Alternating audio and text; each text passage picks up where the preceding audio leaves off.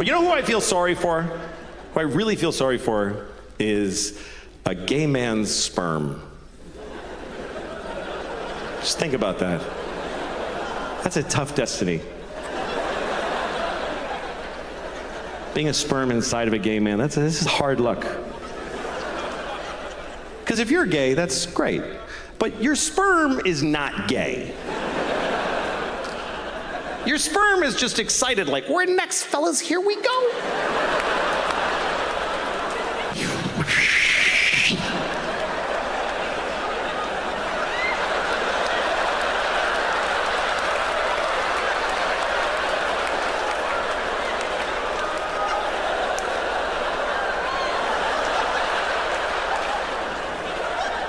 Is that shit right there?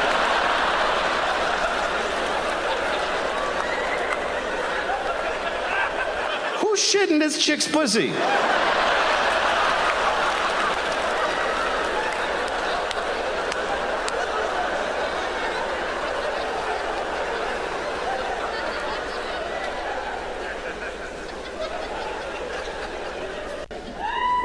But it's tricky, you know, if you're trying to teach your kids right from wrong, you got to choose a side often because not everybody agrees on what's right and wrong. So how do you know? Like abortion, some people think it's murder, some people don't. I think people should get abortions, like a lot, like as many as you can. You should try to get a lot of abortions. You know why? Because it creates jobs. More abortions, more jobs. For the doctors and the nurses and the dumpster guy, everybody gets a job. They have to work. How are they gonna feed their kids if you don't kill yours? You gotta think of everybody.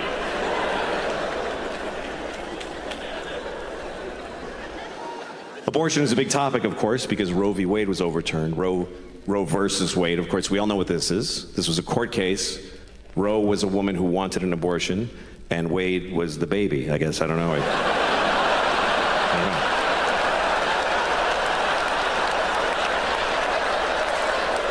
I'm just assuming. I never found out who Wade was. Wade must have been the baby. Anyway.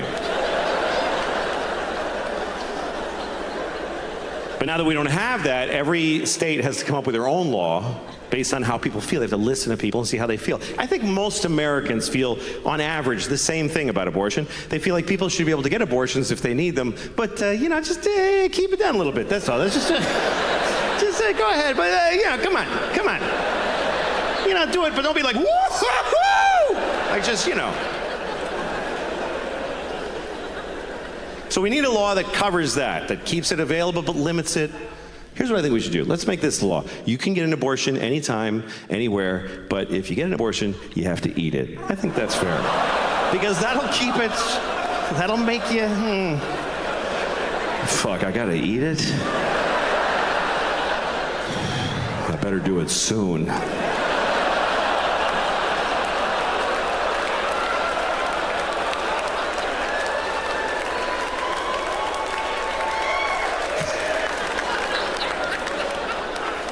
Just trying to make everybody happy, Some Catholics believe that contraception is murder. They think if you wear a condom, if you stop a sperm from getting to an egg, you killed a possible baby. By that logic, I could say that any woman that won't fuck me is a murderer. Let me tell you, there's a bunch of murdering bitches out there. But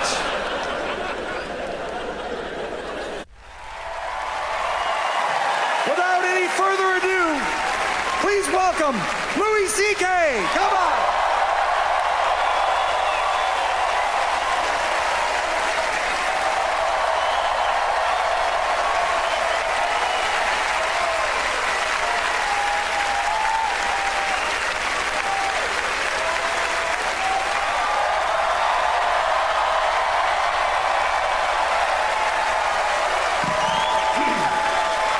thank you. Hello there. Hey. Okay. All right. I'm gonna talk to you for about an hour, and it's weird. It's weird what I do.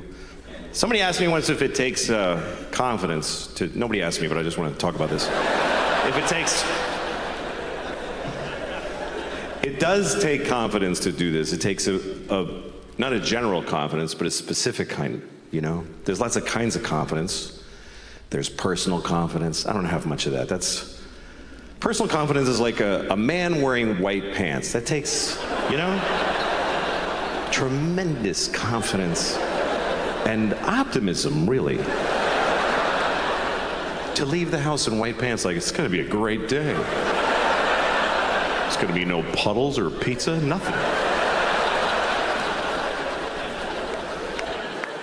I could never wear white pants, because I'll get my period, first of all, I know that. Or diarrhea, more likely.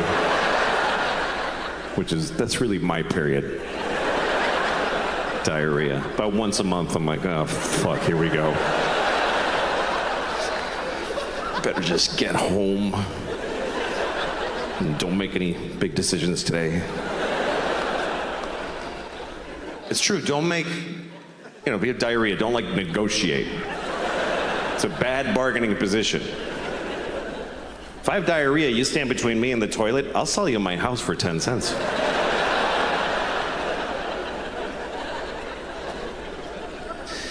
So that's one kind of confidence. Here's another kind, moral confidence. Moral confidence, that means knowing that you would do the right thing, knowing that you wouldn't do something wrong. Moral confidence. You can have that in your daily life, because a lot of your days are the same. But what if you were in another time? Like, I would love to believe, I feel confident that I would not have had slaves. I wouldn't have done it. I wouldn't have done it. I wouldn't have had any. Even if I lived in 17 whatever, in Virginia, and all my neighbors had slaves, I would have been like, you guys are dicks.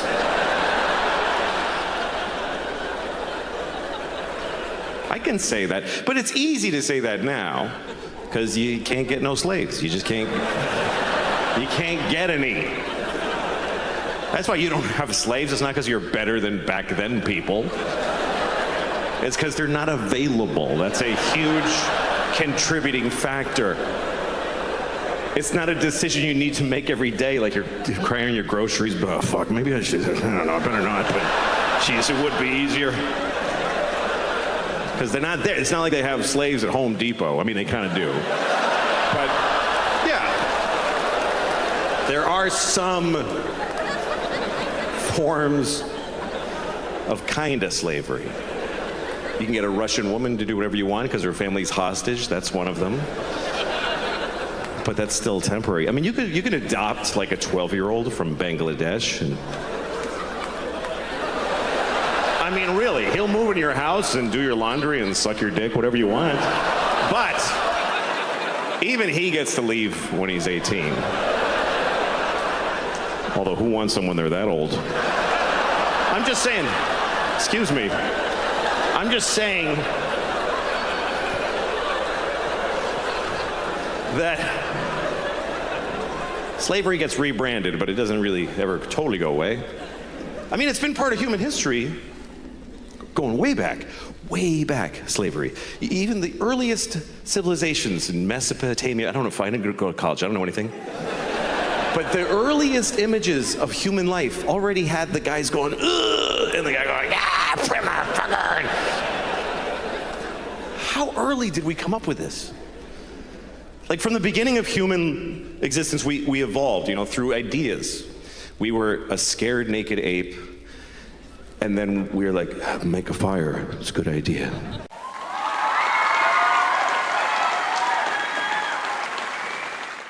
Hunting an animal and claiming its pelt, that's a clever strategy. Sowing seeds and patiently awaiting the harvest, equally brilliant. But let's be real, we humans quickly realized it's far smarter to delegate the hard stuff. Me, I'm kicking back, doing absolutely nothing.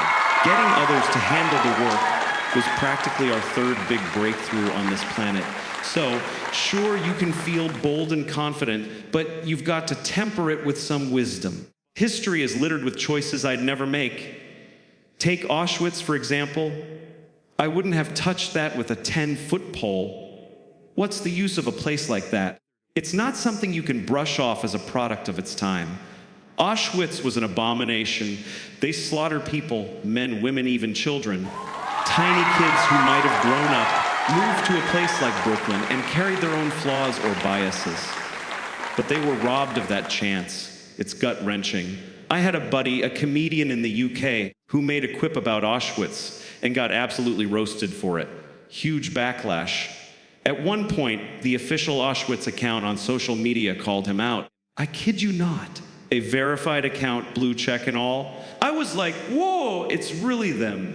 They tweeted something like, this is no laughing matter. I'm thinking, why is a death camp running a Twitter account? Who's sitting there managing Auschwitz's social media? Oh, I got a summer internship handling Auschwitz's tweets. Recently, I've dipped my toes back into dating, and let me tell you, it's a nightmare. Nobody's out there enjoying this. Even when you're pumped because someone agrees to go out with you, by the time the date arrives, you're regretting it. Every time I'm standing at their door, I'm secretly hoping they're not home. Like maybe something awful happened, and I'm off the hook. I don't want to spend 3 hours in some restaurant, sweating through awkward small talk, struggling to breathe normally. But every now and then, you get one of those rare days that's just perfect. It kicks off with a good vibe, maybe a quick joke that lands, and you both crack up. You find common ground, click on the big stuff. Even when you disagree, it's lighthearted, and you laugh it off. You can sit there eating, comfortable in a little silence, and it doesn't feel forced. When you drop them off, you're thinking, I really want to see you again. They smile and say, same here.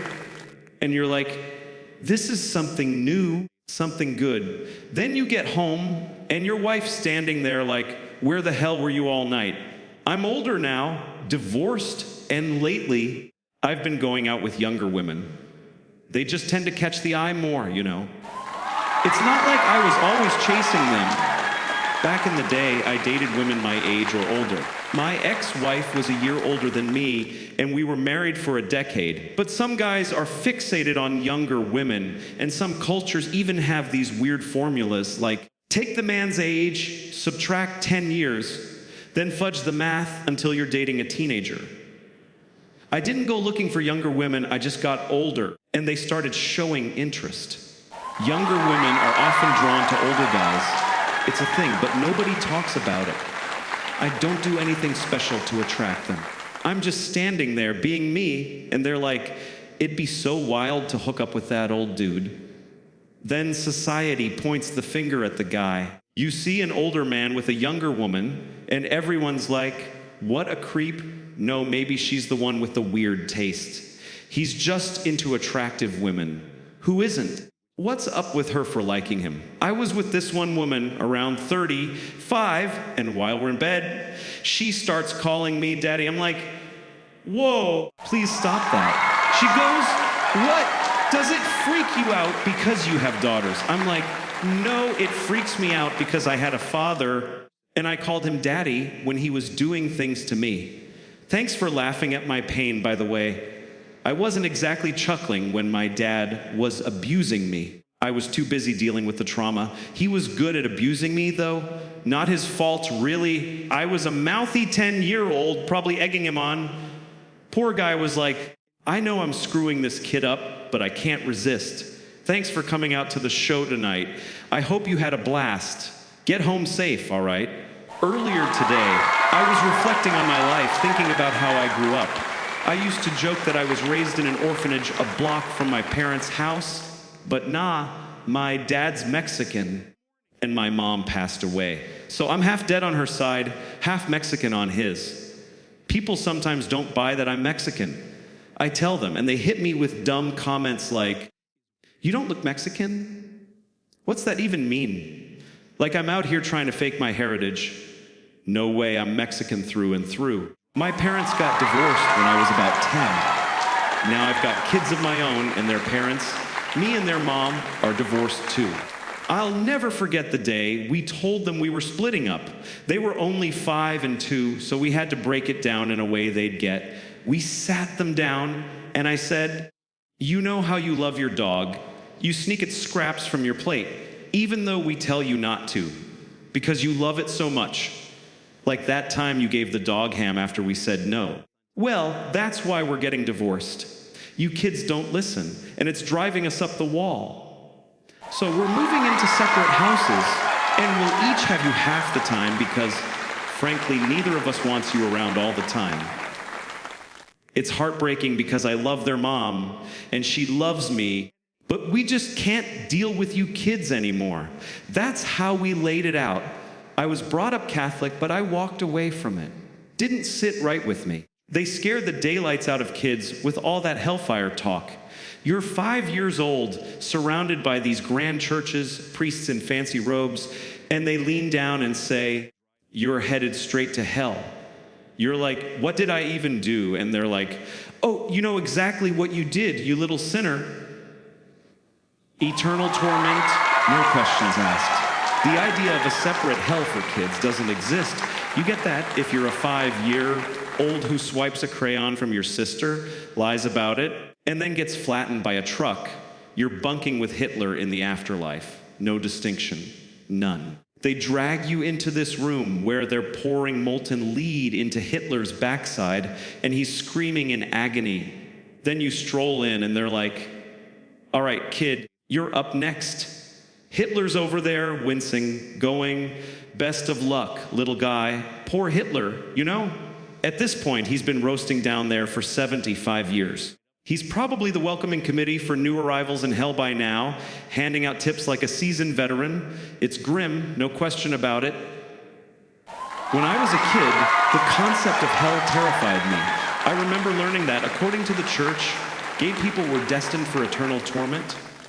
That freaked me out, not because I'm gay, but because I started worrying, what if God thinks I'm gay? What if I give off some vibe that seems a bit too flamboyant to the Almighty? Like, what if he catches me stubbing my toe and yelping in a way that sounds suspicious? Suddenly, he's up there thinking, "Oh, I know where you're headed, you sinner." That was the church's logic, not mine. I don't buy that God hates anyone for being gay. If anything, the old joke goes that God made you gay because he's got a grudge against you. Kidding, of course. There's no God up there keeping score like that. You can build moral confidence without all that fear, though. Do good deeds, help others. It's not mandatory, but it's a start. Take homeless people, for example. They're everywhere around here. Not in this venue, mind you, zero chance of that. They're not allowed in here, ticket or no ticket. That's the unspoken rule we all agree on. Everyone's like, "I don't know how to fix homelessness," but they're definitely not coming into our spaces. They're stuck outside, barred from the places we take for granted. It's like they don't have the right to exist indoors unless it's their own. You won't spot a homeless person at the airport, for instance. Bus stations. Sure, they're sitting right next to you, but airports, they can't even get close. Ever seen a homeless guy at your gate? Like, "Hey, buddy, I'm trying to catch a flight to Tokyo. Can you hook me up with an aisle seat?" I've been touring the country, and they're everywhere. In Phoenix, during a scorching summer, 120 degrees, there they are, standing at intersections with signs, practically sizzling. You can't even tell what they looked like before the sun baked them. One guy's holding a sign that might as well say, "Help, I'm literally burning." But you're cruising by in your air-conditioned BMW thinking, "Sorry, can't help, there's glass between us." In New York, it's different. You're walking and they're right there in your face. Every few blocks, you're forced to decide, do I help or keep going? You can't help everyone, and a couple of bucks won't fix their lives. But the choice keeps coming up. There's this one homeless guy near my place. Doesn't live anywhere, but he's always on the same corner. I pass him daily on my way to the store. Not just any store, mind you. I'm hitting up Claire's, the kids' jewelry spot. I grab a handful of scrunchies and bolt home. Everything else, Amazon. Anyway, every morning, this guy sees me and goes, "Hey, can you spare something?" I'm like, "Sure," and toss him $5. 5 minutes later, on my way back, he's like, "Hey, can you spare something?" doesn't remember me, which is fine. But I'm not giving him another 5. I've only got a few million to my name, you know. Why do I act like that's his one shot? Like I'm worried I'll spoil him or something. You got your $5, pal. Don't get greedy. Today I was thinking about Jesus. After some personal reflection, I started feeling bad for the guy. Jesus had it rough. You know, that last day was brutal, but his whole life was no picnic. Look at the old paintings. He's trudging along, carrying a cross, wearing nothing but a glorified dish towel yanked up to his waist, probably chafing like crazy. People say, live like Jesus. Are you serious? The guy was intense. You can't mimic that. I've been reading about him in this book I've got. Well, it's partly about Jesus. Just a small section. The rest is endless stories about the Jews wandering the desert for decades, scraping by on a drop of oil, or some guy named Jacob buying a goat while Abraham lives to be 800.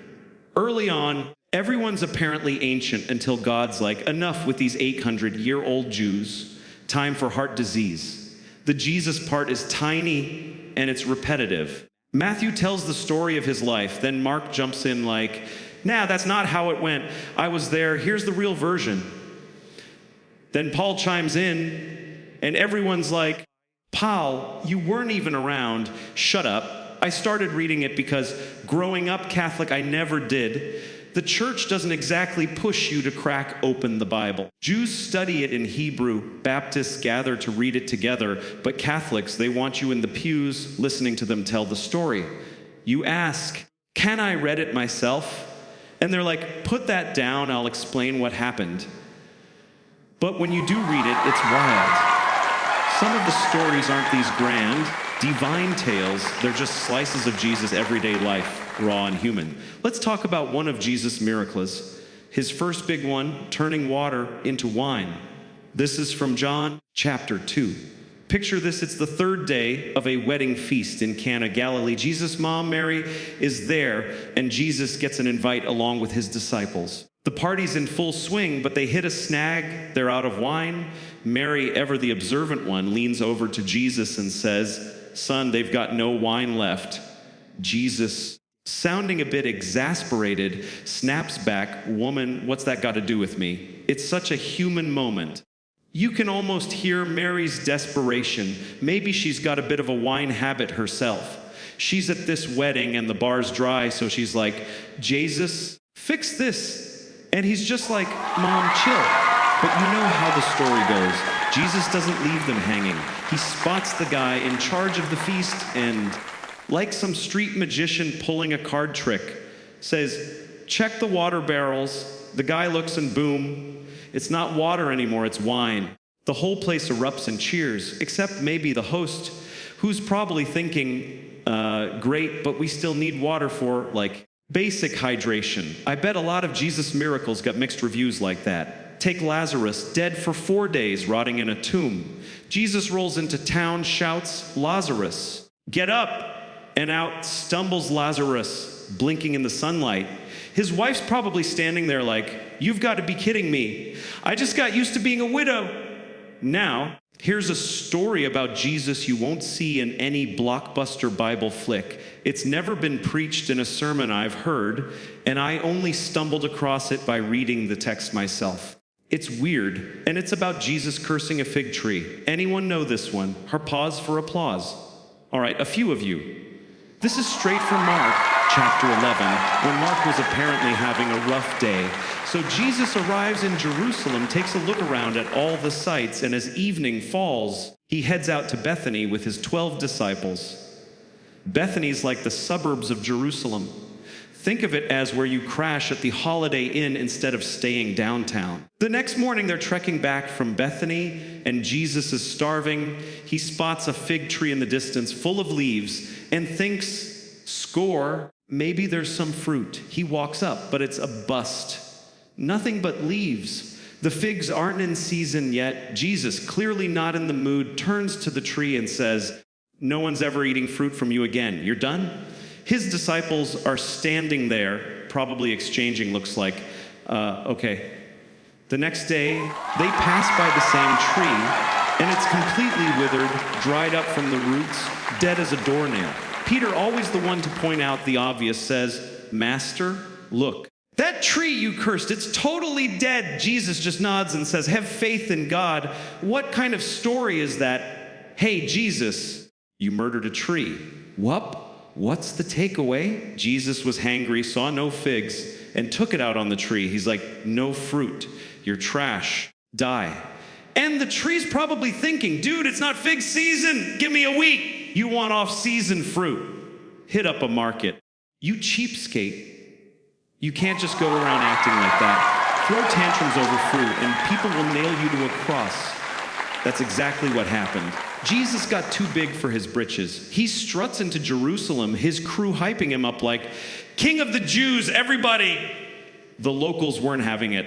They're like, "Not our king." And next thing you know, he's on a cross. That image, the crucified Jesus, is the strangest thing about Christianity, especially Catholicism. It's the defining symbol of this massive, polished religion, yet it's a guy nailed to a cross, bleeding out. You see it everywhere, in churches' homes, even the fanciest places. The president's giving a speech, his wife's in pearls, and there's a bloody Jesus on the wall. It's morbid, but it's pushing these wholesome ideas like honor your parents.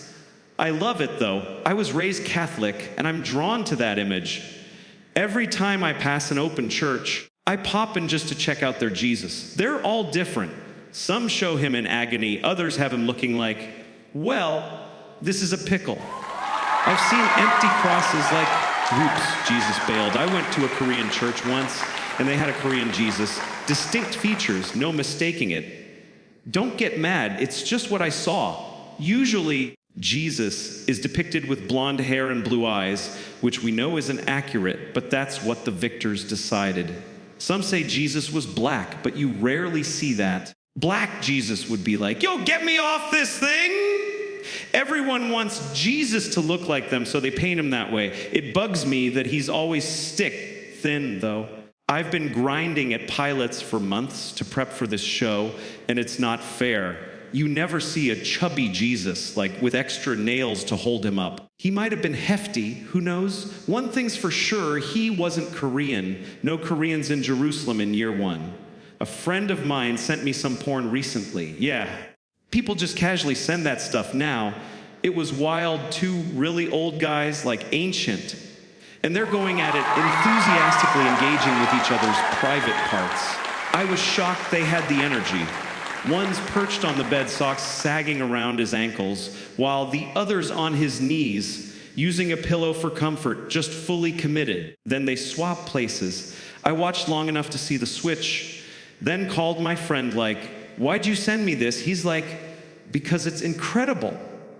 And honestly, it kind of was. Not in a turn-on way, but it's inspiring. You see an old guy shuffling along with just a grapefruit in a bag, and you think, man, that's sad. But maybe he's got a wild side you don't know about. Porn's different now. It used to be you'd hunt for your specific thing. But now you hit a site, and it's everybody's preferences thrown at you all at once. You can type in a search term to zero in on what you're after, or just browse and stumble across something new. One time, I came across fart porn. Yeah, fart porn. Never thought I'd be remotely curious about that. I'm not into farts. They're fine, I guess. I'm probably letting one rip right now. Have been this whole show, if we're being honest. I didn't click on it because I'm obsessed with farts. It was the title that hooked me. The title was Sweet Girl Farts in Your Face. Come on, who's not clicking that? Sweet Girl Farts in Your Face. I'm in. So I hit play, and there's this girl just standing there looking genuinely nice, like wholesome vibes, pink sweater, little blue buttons, the works. She looks into the camera and says, "Hey, I'm so happy you're here. I'm thinking, wow, she's actually making me feel warm and fuzzy." Then she turns around like she's reaching for something, saying, "Hold on, I got something to show you. I just picked it up." And bam, she lets one go. I'm like, holy crap! I mean, the title warned me, but still, I was caught off guard. She just farted right in my face, and she seemed so nice. The best part, though, was her reaction. I expected her to be all smug, like, "Yeah, take that." But no, She's mortified, going, "Oh no, I'm so sorry. I can't believe I did that." I've never been more intrigued in my life. It hit me that it's not about the fart itself, it's the shame. The raw, awkward shame of this genuinely sweet girl who just blasted one in your direction and regrets it instantly. The worst part, I've been chasing that high ever since, and nothing compares. Every other clip is just some uninterested woman going, "Here's a fart." Like, come on, put some heart into it. Where's the remorse with kids? All you can do is your best. Nobody's got a perfect moral compass. When I was young, they fed us lessons just to keep us quiet. Our morals were basically shut up and behave. Like they'd say, slow and steady wins the race. Really, does it? You know what smokes slow and steady? Fast and consistent. That'll crush it every time. Slow and steady might beat old and falling apart, but that's about it. Stop feeding kids that nonsense. A lot of what they teach is just to mold them into polite little robots. Like, don't use bad words. They tell kids there are forbidden words, and you just don't say them. I can't exactly preach that to my kids since I sling words for a living, but I didn't want them growing up to be rude, so I'd tell them, look, there's no such thing as a bad word. Words are just words neutral. But some people lose it when they hear certain ones. So if you're going to use those, size up the person first. Try to guess if they're the type to clutch their pearls. Sometimes, though, you accidentally offend someone without even trying. There are phrases where you've got to commit and say them all at once, no pauses. Don't clear your throat halfway through. Like, you don't want to say, there are too many black people, cuffed, suffering from discrimination, or we need to stop the Jews, ahem, from feeling excluded. Or, I once slept with a baby, pause, and then I slept with him again. You've got to power through, or people will think you only slept with that baby once. Here's the harsh truth, you're gonna die, but the silver lining, as you get closer to the end, you'll probably want to. Life doesn't stay all rosy. It's not like you get to keep cruising at peak condition. I'm 55 now, and my body's falling apart. Both hands ache. Both hips are screaming. I'm lucky I've only got one set of private parts to worry about. When you're in your 30s, you don't even notice your body. You're just gliding through life like, hey, this is awesome! Then one day, you realize there's an endpoint and people are dropping off it. At first, it's distant, like, that's weird. But then it creeps closer. And you're late, I knew that. Oh, no! There are little signs your time's running out. Like, they stopped making my shampoo. Just discontinued it. I'm like, why? I was the only one keeping you in business. So I decided I'm gonna make my own. Looked up the ingredients online, ready to play chemist. Then I caught myself at a dinner party, telling a whole table, yeah, I'm working on crafting my own shampoo. That's when you know it's time to zip it. Keep that stuff to yourself. Just do your thing and exit stage left as soon as you can. I got a stain on my shirt, don't I? Yeah, it's fine, I'm fat. I'm a fat guy. My pronouns are that fat dude. But here's the kicker. I've got body dysmorphia and I think I look great. I'm cool with this. I made a choice this year. I'm done exercising. 55 years, and I'm calling it. If I quit now, maybe I'll hit 75 instead of 78. Big deal. You know who inspired me? Trump. He's got this wild theory. Nobody taught him this. He just made it up. That you've got a limited number of movements in life. So you should move as little as possible to conserve them. He's like, sounds legit. And he's sticking to it. And it's kind of working for him. I'm not into modern exercise fads either. Peloton, that stationary bike with a screen yelling at you. Pass. Or those mirrors that coach you through workouts. Hard no. Don't even get me started on the imaginary gun they hand you to end it all. Kidding, obviously. I don't think you should kill yourself. That's my